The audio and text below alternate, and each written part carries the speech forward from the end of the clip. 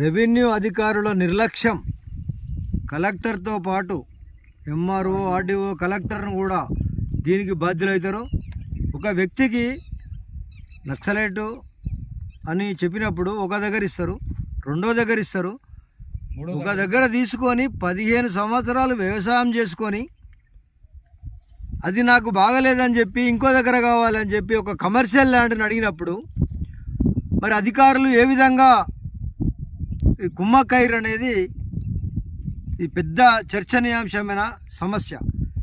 రాష్ట్ర వ్యాప్తంగా భూముల విషయంలో ఎలాంటి జరుగుతున్నాయో అవకతవకలు ఈ మత్స్యగిరిగుట్ట దగ్గర 409 సర్వే నెంబర్ అనేది ఒక వెంచర్కు ఆనుకొని ఉంది.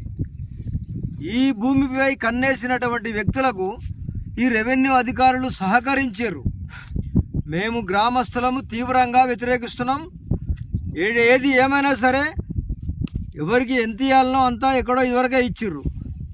ఇచ్చిన దాన్ని క్యాన్సల్ చేసి మళ్ళా గుట్టకాడ ఈ మత్స్యగిరి గుట్టకాడ 409 నెంబర్ల వెంచర్ పక్కపంటి ఇవ్వడం వెనుక పెద్ద కుట్ర దాగి ఉంది. అది కొన్ని లక్షల డబ్బులు చేతులు మారినాయి. ఈ అధికారుల పైన మేము ముఖ్యమంత్రి గారికే కంప్లైంట్ చేస్తాం.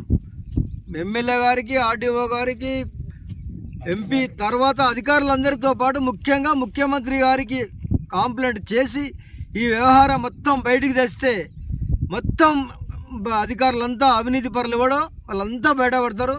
వాళ్ళని సస్పెండ్ చేసేదాకా, ఈ న్యాయం జరిగేదాకా ఈ అరూరు గ్రామ ప్రజలు, ఊరు ప్లాట్లు లేనోళ్ళు, పేద ప్రజలు ఎంతోమంది ఉన్నారు. మరి అట్లాంటి వాళ్లకు న్యాయం జరగకుండా ఎవడో ఒకడో వచ్చి గద్దె లెక్క వేసుకపోతామంటే ఈ భూమిని మేము దానికి గ్రామస్థలం ఒప్పుకోం. మేము న్యాయం జరిగేంత వరకు పోరాడతాం. ముఖ్యమంత్రి గారికి, ఎమ్మెల్యే గారికి, అధికారులకు ఫిర్యాదు చేస్తాం. లేని ఎడల మంత్రి గారికి పెద్ద ఎత్తున ఆందోళన చేసి మాకు న్యాయం జరిగేదాకా మేము పోరాడతాం.